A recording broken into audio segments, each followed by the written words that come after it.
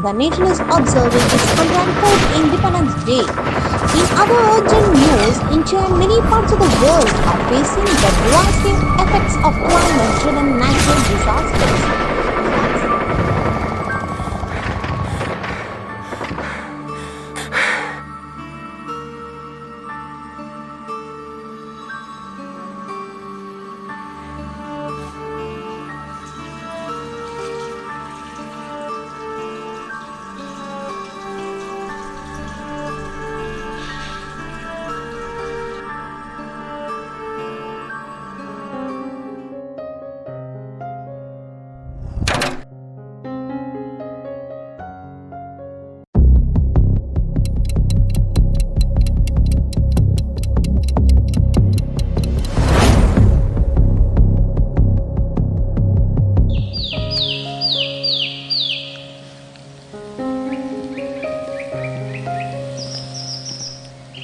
എന്ത് മനോഹരമായ പ്രകൃതി! ഇത് എന്നും ഇങ്ങനെ നിലനിന്നാൽ മതിയായിരുന്നു.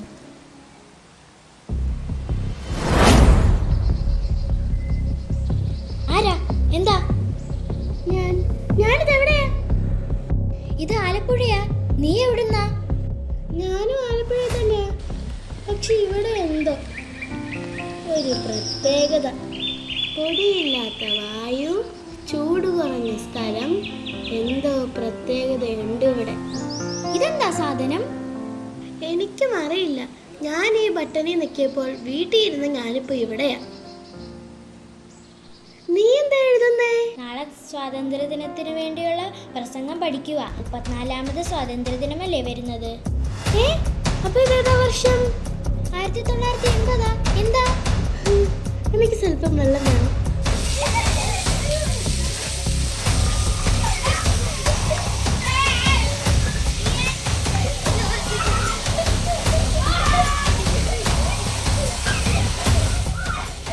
എന്താ ഇങ്ങനെ വെള്ളം കളയുന്നത്? ഇച്ചിരി വെള്ളം പാഴായാൽ എന്താ? ചുറ്റും വെള്ളമല്ലേ? ആലപ്പുഴയല്ലേ? എത്ര നദികളും കുളങ്ങളും ഉണ്ട്. നിനക്കറിയുമോ, എൻ്റെ നാട്ടിൽ കുടിക്കാനുള്ള വെള്ളം കടയിൽ നിന്ന് കുപ്പികളിൽ വാങ്ങിക്കണം. നീ ഈ പറഞ്ഞ നദികളുണ്ടല്ലോ, എല്ലാം നശിച്ചിരിക്കുന്നു. കുളമെന്നുള്ളത് കാണാനേ ഇല്ല. 1 2 3 4 5 6 എനിക്ക് വെള്ളം തന്നു. വെള്ളം ഞാൻ ചെടി കഴിച്ചു. ചെടി എനിക്ക് പൂതം. ഞാൻ അമ്മയ്ക്ക് കൊടുത്തു. അമ്മ എനിക്ക് ഞാൻ പട്ടിക്ക് കൊടുത്തു. അതായത് നീ പറയുന്നത് നീ 2025 നിന്ന് വരുന്നു എന്നാണല്ലേ? എന്നാലും വെള്ളം കടയിൽ നിന്ന് വാങ്ങുന്നു എന്നത് എനിക്ക് ചിന്തിക്കാനേ പറ്റുന്നില്ല. വെള്ളമോ? ഡൽഹിയിലേക്ക് ഓക്സിജൻ സിലിണ്ടറിലാക്കി വിൽക്കുന്നെന്നാ കേട്ടത്.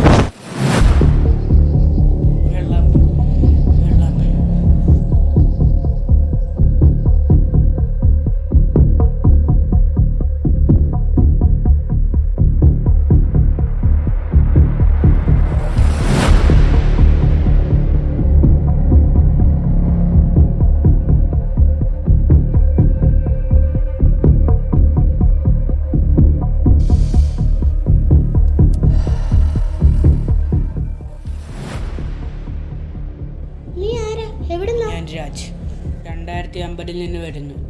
നിന്റെ കയ്യിലിരിക്കുന്ന ആ മെഷീൻ അത് എൻ്റേതാണ്.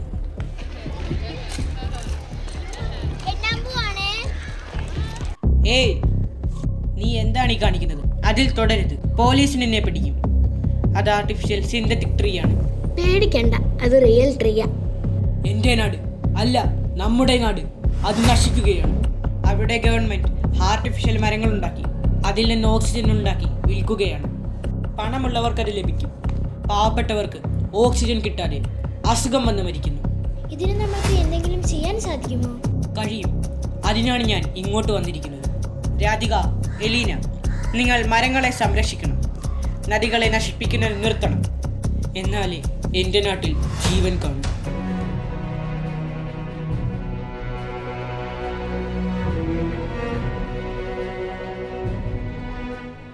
എലീന, നിന്റെ തലമുറ വേണം ഈ ഭൂമിയെ സംരക്ഷിക്കാൻ. ഞങ്ങൾക്ക് പറ്റിയ അബദ്ധം നിങ്ങളും ആവർത്തിക്കരുത്. ഞാൻ അലീന. മരങ്ങൾ സംരക്ഷിക്കും, ജലം പാഴാക്കുന്നത് തടയും, മറ്റുള്ളവരെ അതിനെ ബോധവൽക്കരിക്കും.